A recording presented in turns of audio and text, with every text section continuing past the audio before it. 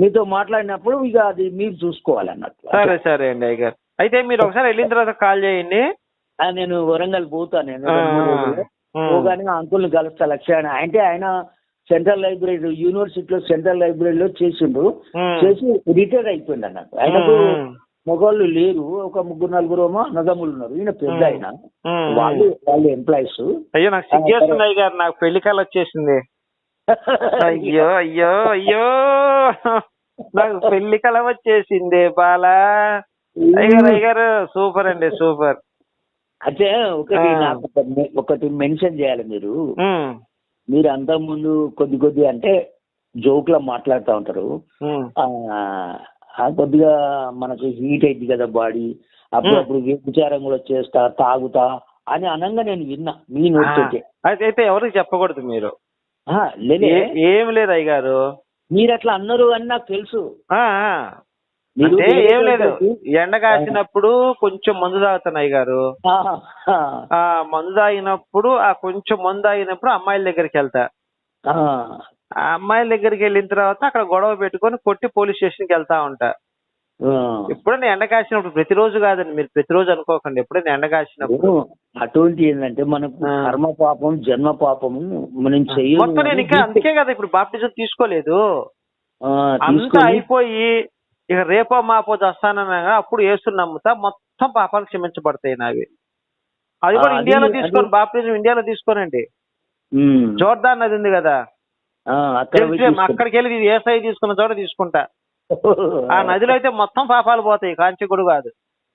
మనకు గంగా ఉంది కదా, అవి వేస్ట్ అండి. మనం ఏసఐ తీసుకున్న జోర్దాన్ నదిలో తీసుకుంటేనే మనకు విలువ. ఇప్పుడు నన్ను ఎంతో మంది అన్నారు, జెరూసలేం పోయిరా ఇంకో అన్ని ఖర్చులు నేను పెట్టుకుంటారా. సరే నాకు పెళ్లి సంబంధం కుదిరించండి, మన ఇద్దరం జెరూసలేం వెళ్దాం ఆ అమ్మాయి ఇచ్చిన కట్నం డబ్బులతోటి.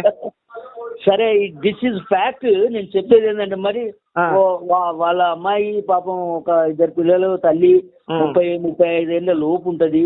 మరి భర్త ఈ విధంగా అయిపోయిండు అని అంటే నేను గాలిపడి అరే గోపికి పక్క ఒప్పుకుంటాడు అని నా మనసులో మీరన్న మాట కాదండి, యేసయ్య పలికించిన మాట మీ నోటమ్మటే. కాబట్టి ఒకటి ఏంటంటే, ఒక మాట, ఒక 5గురితో సంభోగం చేస్తా ఉంటుంది ఒక వేశ్య. అయితే తను ఒక బావి దగ్గరికి వచ్చింది, అంటే మధ్యాహ్నం పూట వచ్చింది ఆమె బావి దగ్గరికి. అవునవును. ఉదయం నుంచి ఆమె 11-12 1 గంట వరకు మా ముత్తైదు వస్తారు. ఈయన మంచినీళ్ళు అడుగుతాడు, ఏసై మంచినీళ్ళు అడిగితే మంచినీళ్ళు అడిగినప్పుడు లేదమ్మా నేను నీకు ఇచ్చే మంచినీళ్ళు నువ్వు తాగినట్టయితే ఈ బావి దగ్గరికి రావును అని అంటే, సరే నాకు ఇవ్వండి అంటే, సరే నీ భర్తను కూడా తీసుకురా అంటే, నాకు భర్త లేడండి అంటే, ఇప్పుడు ఉన్నాయన 6వ భర్త చెప్తున్నా. అవునవును చెప్తాడు. 5 భర్తలు వెళ్ళిపోయింది, ఇప్పుడు ఉన్నాయన సమరస్త్రీ కదా, సమరస్త్రీ.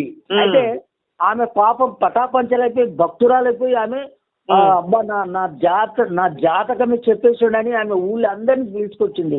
అంటే అటువంటి గొప్ప పనులు చేసిండు కానీ ఎవరికి ఏం ద్రోహం చేయలేదు యేసయ్య. పాపుల రక్షకుడు, ఆయన విమోచకుడు. పాపుల రక్షకుడు అనకండి అయ్యగారు, నాకు అసలు ఇష్టం ఆ మాట ఇష్టం. ఎందుకంటే రేపులు చేసేవాళ్ళు, దొంగతనాలు చేసేవాళ్ళు, వాళ్ళందరినీ రక్షించేవాడు పాపాత్ముడు అవుతాడు కానీ దేవుడు ఎట్లా అవుతాడు అయ్యగారు? క్షమించి తను ఇంకోసారి చేయకూడదు. ఈయనెవరండి క్షమించడానికి? నాకు అన్యాయం చేశాడు ఒకడు, వాడిని క్షమించడానికి ఈయనెవరు? నేను క్షమించాలి, నాకు అన్యాయం చేసినోడు నేను క్షమించాలని ఆయన క్షమించడం ఏంది? అంటే మానవ స్వభావాన్ని చేంజ్ చేసేటువంటి ఒక దైవకర్త అన్నట్టు ఆయన, దైవికంలో. అది అయ్యగారు చిన్న మాట అడుగుతాను, నిజం చెప్పాలి నాకు ఒక మాట. మేరీ ఉంది కదా, వాళ్ళ చెల్లెలు మేరీ, వాళ్ళ చెల్లెల పేరు ఏదో ఉంది గుర్తులేదు నాకు, ఈ తమ్ముడి పేరు యోధ. ఇంకొక ఆమె మేరీ ఉన్నదిలే. యేసుగా మేరీని రేప్ చేసి చంపేస్తే యేసయ్య దగ్గరికి వెళ్ళి, యేసయ్య నా తప్పు అయిపోయింది, మేరీని రేప్ చేశాను క్షమించు అంటే క్షమిస్తాడా, శిక్షిస్తాడా? క్షమించి ఇంకొకసారి చెయ్యకు అని చెప్తాడు. అంతేగాని ఆ రేప్ చేస్తున్నప్పుడు ఆపడా అండి నన్ను? ఇప్పుడు తన కంటపడ్డప్పుడు ఇప్పుడు నేను యేసయ్య ఎదురునే రేప్ చేస్తుంటాను. ఇప్పుడు రేప్ చేస్తున్నప్పుడు రేప్ అంతా అయిపోయిన తర్వాత ఈయన పాపులనే పిలవచ్చాడుగా. అవును, మరి నేను ఇప్పుడు పాపినేగా రేప్ చేసిన తర్వాత. ఇప్పుడు ఆయన రేప్ చేయటం నన్ను రేప్ చేయకుండా ఆపుతాడా? చేసిన తర్వాత నా పాపాన్ని క్షమించి ఆయన నమ్ముకుంటే పరలోకాన్ని తీసుకెళ్తాడు. ఈ రెండిట్లో ఏది చేయగలడు ఆయన? చేసిన తర్వాత మళ్ళీ మీ ఇద్దరిని క్షమించి మీరు మ్యారేజ్ చేసుకోండి అని అన్నాడు అంతే. అంతేగాని రేపు చేస్తున్నారు, రేపు ఆపడు ఆయన. రేపు కాకముందు ఆపుతాడా? రేపు అయిపోయింది అనుకోండి, రేపు అయిపోయింది ఇప్పుడు కాదండి, మరి ఆపేస్తే మరి నేను పాపినట్లయితే ఆయన నమ్మాలి కదా. మరి ఆయన నమ్మాలంటే నేను ఆయన రేపు చేయాలి కదా దాన్ని ఆపేస్తే మరి ఆయన నమ్మటం ఆగిపోతుంది. అక్కడ మళ్ళీ అక్కడ చికాకు ఉంది, మళ్ళీ ఒక చిన్న చిక్కు ఉంది అక్కడ. అక్కడ దాంట్లో అర్థం ఏంటంటే, సరే రేపు జరిగింది అయిపోయింది. రేపు ఇంకో పాయింట్ ఉందండి ఇక్కడ. నేను రేపు చేసినప్పుడు ఆయన ఆపకపోతే ఆయన దేవుడే కాదు. ఒకవేళ ఆపాడు అనుకోండి, ఇప్పుడు ఆపాడంటే ఇప్పుడు నేను పాపిని కాకుండా పోతాను. నేను పాపిని కాకపోతే ఆయన నమ్మాల్సిన అవసరం లేదు. అయితే ప్రతి ఒక్కడు ముందు నుయ్యి వెనక పోయి అంటారు చూడండి. ఇప్పుడు ఈ పరిస్థితి సొల్యూషన్ ఏంటి? అచ్చా, నేను నా అనుభవం చెప్తాను మీకు. నేను జస్ట్ ఊరు బయట స్విమ్మింగ్ కు పోతున్నా, ఈత కొడతా. నేను ఏది కట్రాయి వేసుకున్నా మామూలుగా చొక్కా ప్యాంట్ వేసుకున్నారా? మామూలుగా మా బట్టలు ఇప్పి మనం కట్రాయి మీద స్నానం. ఈ యాంగిల్ కూడా ఉంది మీకు, చెప్పండి. ఇప్పుడు మనం స్విమ్మింగ్ పోయేటప్పుడు బట్టలు ఇవన్నీ వద్దులే కానీ ఎప్పుడైనా అమ్మాయితో కలిసారా? ఇది వినండి ప్లీజ్. అమ్మాయిని ఎప్పుడైనా కలిసారా? నేను అట్లాంటి రేపింగ్లు కానీ ఇవి కానీ కలవలేదు నేను. సరే చెప్పండి. స్విమ్మింగ్ పోతుంటే ఒక అన్న చెల్లెలు పోతున్నారు. అన్న చెల్లెలు వాళ్ళు పోతున్నారు. అయితే వాళ్ళని ఫాలో చేసుకుంటూ ఒక క్రిమినల్ వాడు నాకు తెలిసినోడు. వాడు ఏం లేదు, ఈ ఊరు బయటికి పోయిన తర్వాత ఈ అమ్మాయిని నేను ఎట్లైనా రేప్ చేయాలి అని వాడు అనుకొని ఎంబటి వస్తున్నాడు. నేను ఆ ప్రాంతంలో ఉన్నా. అయితే ఈ అమ్మాయి ఏం చేసింది, వామో అని వీళ్ళ అన్న కూడా ఏం చేయలేడని ఆమె అటు ఊరేపు పరిగెత్తుతుంది అన్నట్టు. పరిగెత్తుతా ఉంటే వాడు నన్ను చూసాడు. నేనున్నా కదా, క్యారెక్టర్ వాడికి తెలుసు. వాడు వదిలేసి వెళ్ళిపోయింది అన్నట్టు. ఆ వదిలేసి వెళ్ళిపోయిన తర్వాత ఈ అమ్మాయి మళ్ళీ వాళ్ళ అన్నతోటి వాళ్ళ ఇంటికి వెళ్ళిపోయింది. నాకు ఒక అనుమానం వచ్చింది అయ్య గారు. అయ్యా, వాడు మిమ్మల్ని చూసేది మిమ్మల్ని రేపు చేస్తాడేమని అనుమానం వచ్చింది నాకు ఇక్కడ మళ్ళీ. వాడు మన ఇంటి పక్కన పిల్లగాడు, వాడు మనకు తెలుసు. వాడి పేరు శ్రీనివాసు. నల్ల సీన్ అంటారు, ఎర్ర సీన్ వేరే నల్ల సీన్ వేరే. అంటే నేను అటువంటి ఇప్పుడు ఒక అమ్మాయి మన ఎంబడి పడి నన్ను రేప్ చేయి అన్నది అనుకో, ఆమె నేను ఏం చేస్తా అంటే తప్పమ్మా అని చెప్పేస్తాను నేను. అయ్యా, మీకు పెళ్లి కాలేదని చెప్పారు కదా? అవును, నేను పెళ్లి కాలేదు కాబట్టి దాని ఒక ఆత్మనియమం. ఆడవాసన ఎప్పుడు చూడలేదా తమరు? లేదు, నేను అటువంటి ఏం చేయలేదు నేను. ఇప్పుడు ఒకటి ఉంది కదండి సామెత, ఏదో మగోడిని దున్ని చావమంటారు, మగోడిని దెంగి చావమంటారు, దున్నని దున్ని చావమంటారు, లేకపోతే ఆ రెండు జీవితాలు వ్యర్థం అంటారు. అంటే నేను హలో మీకు ఒక మాట చెప్తాను. ఒక అస్ఖలిత బ్రహ్మచార్య వర్యులు అనేది ఏదైతే టాలెంట్ ఉందో, నీతి సూర్యుడు ఉగ్ర సూర్యుడు అనే టాపిక్స్ మనం మాట్లాడుకునేటి వంకర ఊపుతున్నాము. అయితే నీతి సూర్యుడేమో యేసుక్రీస్తు ప్రభు, ఉగ్ర సూర్యుడేమో యెహోవా తండ్రి. జగదీశ్వరుడు ఎవరు? గాలి సూర్యుడు. గాలి సూర్యుడు లేదా? జాలి సూర్యుడు అంటే నువ్వు నేను జాలిపడాలి అంతే. అయితే మనం సమాజంలో మనుషులంతా ఒక కట్టుబాటులో ఉండాలి అనే ఒక పథకాన్ని మనము రేజ్ చేసి దాన్ని మనం మన హ్యాండిల్ చేసుకుంటూ వాళ్ళని సక్రమంగా నడిపించాలి. That is the leadership. అంతే. అంటే పాపము జరగకుండా మనం చూడాలి అంతే. అయితే పాపము చెయ్యకపోతే భూమి మీద ఎవ్వరూ లేకపోతే యేసుక్రీస్తు నమ్మాల్సిన అవసరం ఏంటి మనకి? ఒక్కటి సార్, పాపము అంటే పాపం అంటే మర్డరు, మానభంగము. పెళ్లి చేసుకున్న తర్వాత అది భార్యతో కలిసేది, అది ఆ రతి అనేది అది స్వర్గము. అయితే ఒకటయ్య గారు, ఇప్పుడు ఎవడైనా సొంత చెల్లెల్ని రేప్ చేస్తాడు, అది పాపమా? ఇప్పుడు అయ్యా మీరు చాలా దీర్ఘంగా లోతుగా పోవాలి. కాదు లోతుగా కాదయ్యా, అది పాపమా తప్ప ఒప్ప? అది ఇప్పుడు స్టార్టింగ్ లో అన్న చెల్లెలు కలుసుకోవటం ద్వారానే ఈ ప్రపంచము దేవుడు అంటే. నేను అది కాదయ్య గారు, ఇప్పుడు ఒక సొంత చెల్లెల్ని రేప్ చేస్తే దేవుడు వాడికి శిక్ష వేస్తాడా వెయ్యడా? శిక్ష వేస్తాడు. మరి వేస్తే అమ్నోనికి శిక్ష ఏం పడలేదు కదా, దేవుడు ఏం పట్టించుకోలేదు కదా. అమ్నోన్ గారు సొంత చెల్లిని రేపు తామను రేపు చేస్తే, అమ్నోన్ అంటే దావీదు కొడుకు. ఇగో ఒక మనిషిని ఎన్నిసార్లు క్షమించాలి అని ఒక వ్యక్తి అడుగుతాడు. అయ్యగారు నేను అడిగే అది 30-70 మార్లు అని చెప్తాడు. పేతురుకు చెప్తాడు యేసు నాకు తెలుసు సంగతి 70 మార్లు క్షమించాలంటాడు. అది నాకు తెలుసు. 70 మార్లు కాదు, 7700 సార్లు అంటే అంటాడు. సరే అది నేను అడగట్లేదు. మరి సొంత చెల్లెల్ని మనం రేపు చేస్తేనేమన్నా భూలోకంలో ఇప్పుడు అది తప్పని చెప్తున్నారు. మరి దావీదు ఉన్న టైంలో వాడు అమ్నోను గారు సొంత చెల్లెలు రేపు చేస్తే యెహోవా దేవుడు కనీసం ఖండించలేదు తప్పని చెప్పి.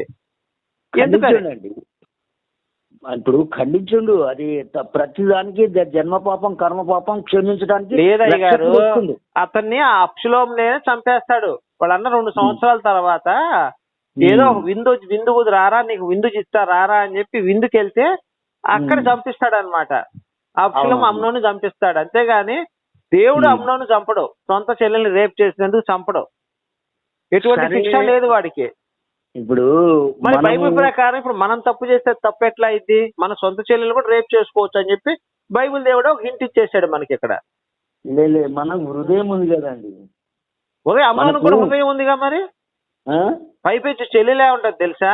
అది బై మిస్టేక్ ఓవర్ఫ్లో కొన్ని జరుగుతాయండి. అట్లా కాదండి, అప్పుడు చెల్లెలే ఉంటది తెలుసా రేప్ అయిపోయిన తర్వాత.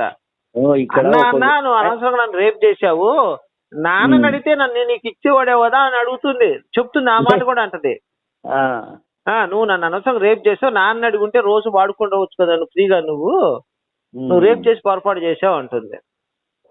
మరి లాస్ట్కి ఏమంటారు? అన్న చెల్లెలు కాబట్టి అట్లనే అనుకున్నట్టు కావచ్చు ఆమె. సరే దేవుడు అందరినీ సమాన దృష్టి చూడాలి కానీ అమ్నోన్ని ఏమన్నా ఏం వదిలేసి ఇప్పుడు ఇంకొకటి మన భారతదేశంలో ఇంకొకటి అమెరికాలో ఒక సొంత చెల్లెల్ని రేప్ చేస్తే వాడి శిక్ష విధిస్తాను అని చెప్పడం ఎంత మటుకు కరెక్ట్ అండి? అది అందరికీ నీతి, మనుషులందరికీ నీతి ఒకటే కదా. అందరికి నీతి ఒకటే కానీ మరి ఓవర్ఫ్లో అయ్యేటోళ్ళకు ఎవరేం చేస్తారు? వాళ్ళు అడ్డగించాడు వాడిని మనం ఏం చేస్తాం? ఏం చేయకూడదు, వదిలేయాలి. ఇప్పుడు అమ్నోను చేసిన ప్రతి ఒక్కరిని వదిలేయాలా. లోతున్నాడు సొంత కూతురు రేపు చేశాడు, యెహోవా వదిలేశాడు. తామర యోధా వెళ్ళి తామరతో పడుకున్నాడు రోడ్డు పక్కన. మరి అక్కడ ఏం చేయలేదు. ఇలాంటి అక్రమ సంబంధాలకి యెహోవా దేవుడు ఎలాంటి శిక్షలు వేయలేదండి. మీరు చదువుకోండి బైబిల్ అంతా కూడా. అక్రమ సంబంధాలకి, అక్రమ సెక్స్ అన్నమాట.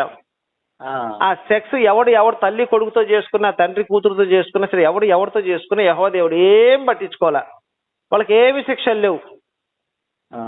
మరి ఇంతకంటే బైబిల్ గొప్ప గ్రంథం అంటారు. నిదర్శనం ఏం చెప్పండి ఇంకెందుకంటే అవునుందా మనకు కావాల్సింది? జంతువులు ఎలా అయితే సెక్స్ చేసుకుంటాయో అలా బైబిల్లో సెక్స్ చేసుకున్నారు జనాలంతా కూడా. వాళ్ళు ఎవరికి కూడా శిక్షలు లేవు. జంతువులు ఎలాంటి శిక్షలు ఉండవో బైబిల్లో ఉన్న ప్రవక్తలందరూ కూడా అదే పని చేశారు. అబ్రహం అయితే నా చెల్లెల మాట నిజమే కానీ అని చెప్పి చెల్లెలు అని చెప్పి ఆమెని పెళ్లి చేసుకున్నాడు. అంటే ఆమె సారాయిని వేరే ఊరు వెళ్తా ఉంటే మరి అక్కడ ఆ రాజు కాదండి, దేవుడు వరం ఇచ్చారు కదా. అరే బాబు నీ వెనక నేనున్నాను నువ్వు వెళ్ళని చెప్పాడు కదా. దానికి అబ్రహం భయపడ్డాడే. మరి అంటే దేవుడి మీద నమ్మకం లేదు అబ్రహంకి? ఉన్నది మళ్ళీ చెల్లెలు మాట ఎందుకు చెబుతాడు? ఏదో అట్లా చెప్తాడు. ఎందుకంటే సులువుగా చిక్కులు పెట్టి శ్రమలు అంటే ఇవే.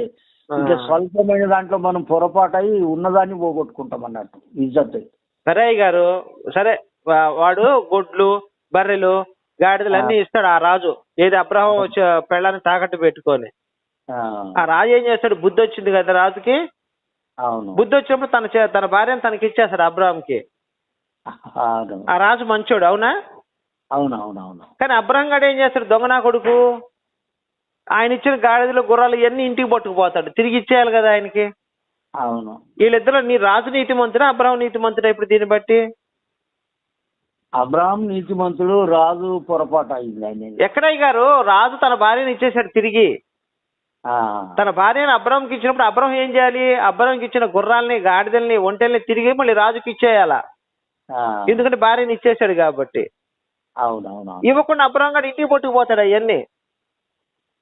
అంటే అవి సాధకపు జంతువులు అని పట్టుకపోయిండో ఏమో మరి. అది పొరపాటు అయిపోయింది. ఆయన జంతువులే కదా. నీతి నియమం ఉండదా అండి? ఇప్పుడు మన ఆ వస్తువు వాడుకోలేదు, అతే తీసుకోలేదు. అబ్రహం భార్యను పడుకోబెట్టాడు రాజు దగ్గర. అబ్రహాం భార్యను అబ్రహాం భార్యను పడుకోబెట్టాడు నా చెల్లెలని చెప్పి. పడుకోలేదు, అది తప్పండి. పడుకోలేదులేండి, కానీ వాడు ఎత్తుకుపోయింది అదే ఉద్దేశం. లేదు అంటే భయపడి ఆ విధంగా చెప్పటం ద్వారా అతనికి ఎంతో కష్టం వస్తుంది. కష్టం వచ్చినప్పుడు మనకి ఎందుకు మా చెల్లి తిరిగి ఇచ్చేస్తాడు, ఎందుకు చెప్పలేకపోయినావు అని అడుగుతాడు, ఇచ్చేస్తాడు. అవును, మరి అబ్రహాం కూడా అంటే నీతి మంత్రి అయి ఉండాలి కదా, ఆయన ఇచ్చిన గాడిదలు గుర్రాలు ఉంటే తిరిగి ఇచ్చేయాలి కదా. తిరిగి అంటే ఇది అబ్రహాం మహారాజు, ఆయన అంతా ఆయన. అబ్రహాం మహారాజు కాదండి, బికారండి, గుడారాలు వేసుకొని బతికేవాడు ఊర్ల మీద. ఆ రాజుకున్న నీతి అబ్రహాం లేదు కదండి. సరే, నీతి అనేది అవినీతి అనేది రెండు వర్ణాలు ఉన్నాయండి. ఇప్పుడు మన రామాయణంలో మహాభారతం. అయ్యగారు నాకు భోజనం చేసే టైం అయింది, మళ్ళీ మాట్లాడదాంలేండి. Thank you very much. Thank you. Right అయ్యగారు, రైట్.